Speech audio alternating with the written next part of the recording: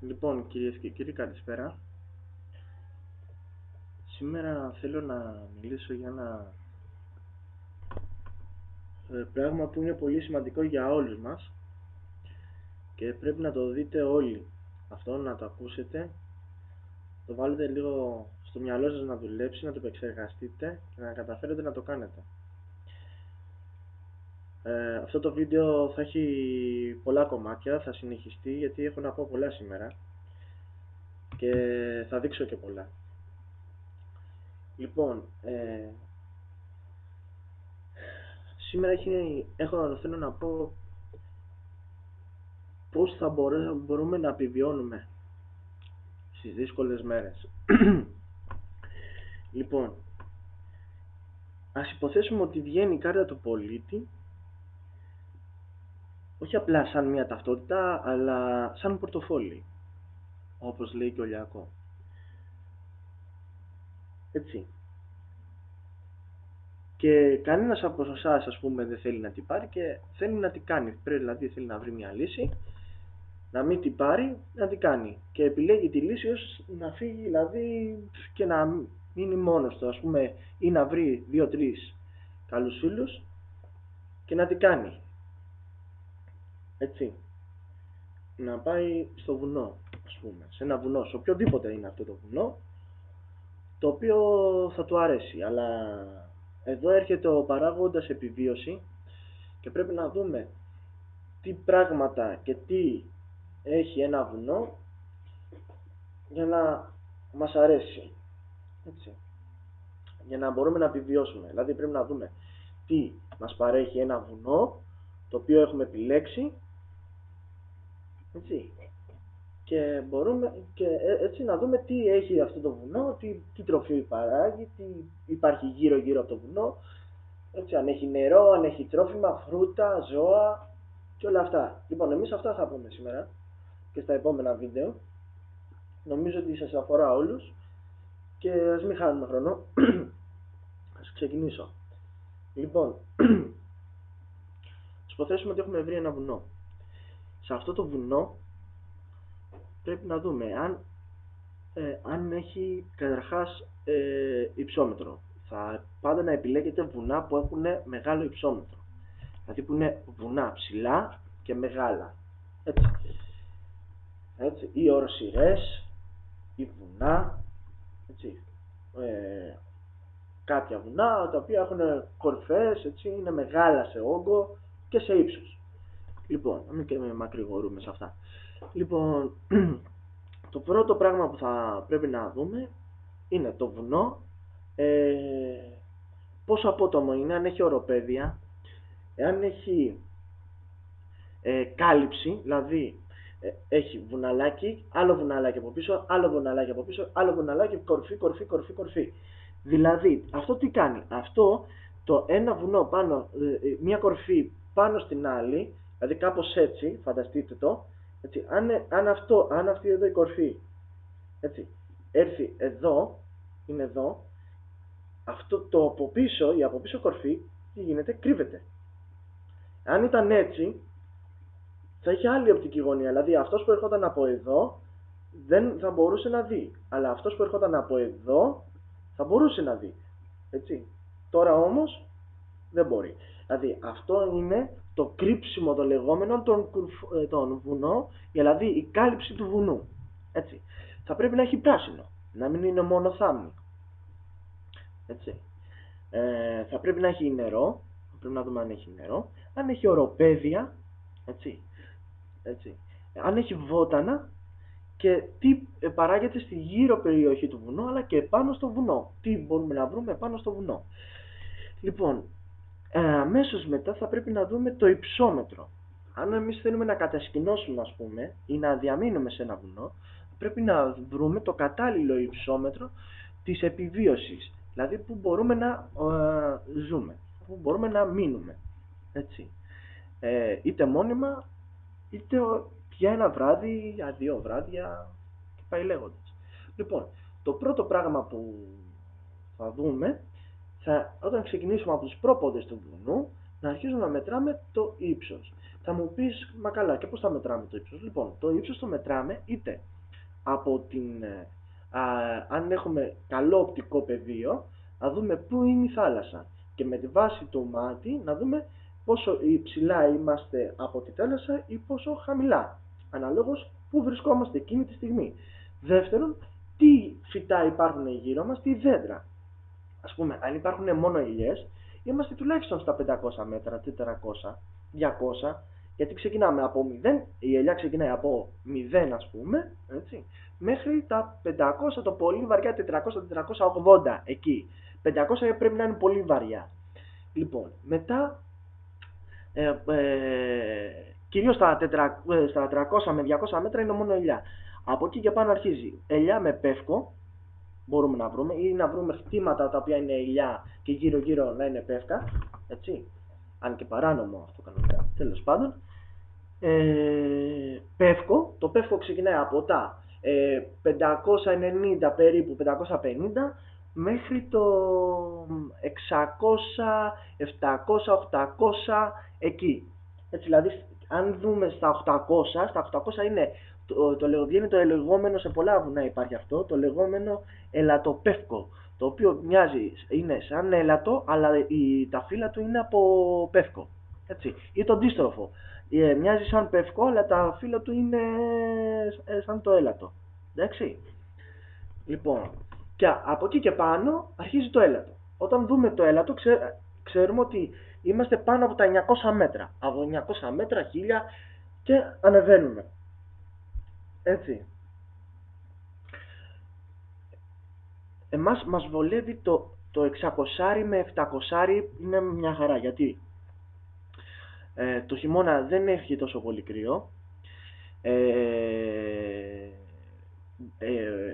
Δεν έχει πολύ κρύο, άρα εκεί πέρα μπορούμε να βρούμε εύκολα νερό. Όχι ότι δεν μπορούμε να βρούμε και στα 1000 και στα 2000 μέτρα. Μπορούμε να βρούμε πιο εύκολη ζωική τροφή, επίσης και φρούτα. Έτσι. Γιατί μπορεί να υπάρχουν το βουνό να έχει και κάποιο φρούτα, όπως φυρίκια, κεράσια, μπορεί να έχουν και πορτοκάλια, δηλαδή μπορούμε να βρούμε σε κάποια τέτοια υψόμετρα όπως είναι το 400, 300, 500 μέτρα. Μπορούμε να βρούμε επίσης και περισσότερα βότανα, έτσι, δηλαδή σε αυτά τα σημεία, δηλαδή βότανα με όλες τις, δηλαδή είτε τσάι, είτε μέντα, χαμομήλι, τίλιο, μπορούμε να βρούμε πολλά τέτοια πράγματα. Μπορούμε να βρούμε και ρίγανη, μπορούμε να βρούμε πιπέρι, μπορούμε να βρούμε διάφορα τέτοια είδη φυτών, αλλά και φαρμακευτικών βοτάνων σε αυτό το υψόμετρο. Έτσι. Από το 0 είπαμε πάντα, έτσι, μέχρι τα 500, 600, 700 μέτρα, 800 βαριά, 850, είναι δηλαδή ένα καλό υψόμετρο, έτσι, επιβιώσιμο, πολύ καλά επιβιώσιμο. Από εκεί και πέρα πάμε σε άλλες κατευθύνσεις και άλλα πράγματα. Επίσης, αν έχουμε ας πούμε ζώα, για παράδειγμα αν είχαμε μια κατσικούλα, δεν θα μπορούσαμε να την έχουμε το χειμώνα στα 900 ή 1000 μέτρα. Θα έπρεπε να κατέβουμε πιο χαμηλά εκεί για να βρει την τροφή της, αλλά και για να μην κρυώνει.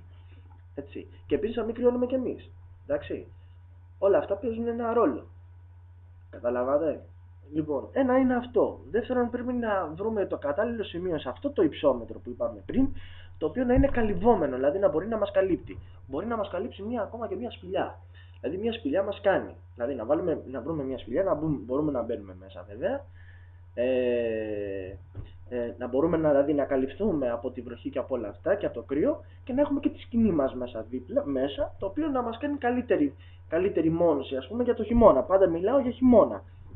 Τώρα, ύστερα μπορούμε είτε και σε ύπαιθρο, που να είναι κοντά σε νερό, σε απόσταση, δηλαδή πάντα το νερό θα πρέπει να είσαστε τουλάχιστον απόσταση μια 80 μέτρα από το νερό, για πολλούς και διάφορους λόγους. Για λόγους επικινδυνότητας, μπορεί να έρθει κάποιο άγριο ζώο να πιει νερό, ή αφίδια, μπορούμε να πούμε νερόφιδα κτλ. Ή ακόμα και όχι νερόφιδα, αλλά κανονικά φίδια που θέλουν να πιούν νερό έρχονται κοντά σε ποτάμια πηγές, πηγάδια και όλα αυτά. Άλλος ένας λόγος είναι ο παράγοντας από ανθρώπους που μπορούν να σας βλάψουν την ώρα που εσείς κοιμόσαστε, γιατί είναι, το νερό, όπως ξέρετε, είναι ένα τοπίο που συγκεντρώνει οποιοδήποτε το τονίζω αυτό, οποιοδήποτε κοντά. Άρα αυτό τι σημαίνει? Ναι, μεν να είμαστε κοντά στο νερό, αλλά όχι σε απόσταση αναπνοής. Πρέπει να είμαστε τουλάχιστον από 80 μέτρα έως 100. Είναι κάποια απόσταση ασφαλείας. Έτσι. Είτε και για πλημμύρα. Δηλαδή, αν βρέξει και το ποτάμι δεν είναι πολύ βαθύ, μπορεί να κατέβασει χήμαρο και να μας πάρει και εμάς μαζί. Καταλάβατε? Έτσι. Λοιπόν. Και με αποτέλεσμα να χάσουμε και τη ζωή μας. Αυτά είναι τα πλέον πολύ βασικά. Έτσι. Είπαμε, πρέπει να είναι ένα ψηλό βουνό, μεγάλο σε όγκο, να ξέρουμε τι έχει ο κάμπος που βρίσκεται το βουνό από κάτω, το βουνό επάνω, αλλά και τα σημεία μέσα στο βουνό. Και τι παράγει από μόνο το βουνό, τι τροφή μπορούμε να βρούμε στο βουνό, πόσο ποσότητα νερό μπορούμε να έχει αυτό το βουνό, δηλαδή τι ποσότητα έχει σε τροφή το βουνό και τι τροφή, έτσι. Ένα αυτό, μπορούμε να τη βρούμε έτοιμη, όχι να είναι δικιά μας, να έχουμε πάρει εμείς μαζί μας τροφή και να έχουμε, όχι τέτοια. Ή για να έχουμε, ας πούμε, σπόρους και να τους πήρουμε, όχι. Τι τροφή έχει ήδη από μόνο του το βουνό επάνω. Έτσι, αυτά είναι τα πιο βασικά. Τώρα πάμε και στα δεύτερα. Τα δεύτερα είναι τι πρέπει να έχουμε εμείς επάνω μας, τι πρέπει να κουβαλάμε. Λοιπόν, πρέπει να έχουμε καλό εξοπλισμό. Έτσι, ένα καλό ορειβατικό εξοπλισμό. Όχι χλιδάτο, δηλαδή να έχουμε τα πάντα, δηλαδή να κάνουμε μόστρα, βασικά πράγματα που πρέπει να έχουμε μαζί μας. Έτσι. Τα κυρίως βασικά. Οτιδήποτε άλλο εκτός από τα κυρίως βασικά είναι περιττά. Πρέπει να έχουμε ένα σκοινί, πρέπει να έχουμε φύλλες που να μπορούμε να βάζουμε μέσα το σκοινί, να το δένουμε, να μπορούμε να κατεβαίνουμε, ας πούμε, ένα γκρεμό, ένα βράχο, μια απότομη πλαγιά, το οτιδήποτε έχει σχέση με αυτό. Το σκοινί μπορούμε να πάρουμε γιατί ποτέ δεν ξέρουμε τι γίνεται, γιατί μπορεί το σκοινί αυτό να το χρησιμοποιήσουμε και σε τίποτα άλλο. Δηλαδή να θέλουμε να δέσουμε, να φτιάξουμε ένα καλυβάκι, να κόψουμε λίγο σκοινί να το φτιάξουμε. Άρα πάντα παίρνουμε και κάτι παραπάνω από αυτό που έχουμε στο μυαλό μας να πάρουμε. Λοιπόν, οπότε αν εσείς έχετε να πάρετε στο μυαλό σας 100 μέτρα σκοινί, λέω εγώ ένα αλφα ποσό, θα πάρετε 200. Δηλαδή θα πάρετε 100 επιπλέον. Εντάξει, ένα αυτό. Θα πρέπει να έχουμε παγούρια με νερό επάνω μας πάντα. Παπούτσια ορειβατικά. Πάντα θα πρέπει να είναι μποντάκια και κάτω η πατούσα, το πέλμα δηλαδή του παπουτσιού θα πρέπει να είναι βεντούζα, δηλαδή πρέπει να είναι μαλακό. Να το κάνουμε έτσι με το χέρι και να κάνει να γλιστράει, να μην γλιστράει, δηλαδή να κολλάει και να σφυράει το δέρμα μας επάνω στο παπούτσι. Έτσι. Ένα αυτό. Θα πρέπει να είναι ζεστό. Πρέπει να απολύξουμε να είναι ζεστό. Οι κάλτσες που πρέπει να έχουμε να είναι είτε βαβαγκερές είτε μάλινες. Πρέπει να έχουμε ζεστά παντελόνια. Έτσι. Αυτό που κάνανε στο στρατό που φοράγανε το σκελέκι από έξω μέσα από τη φόρμα είναι ότι πρέπει για το βουνό. Έτσι. Και κυρίως όταν είμαστε ακίνητοι.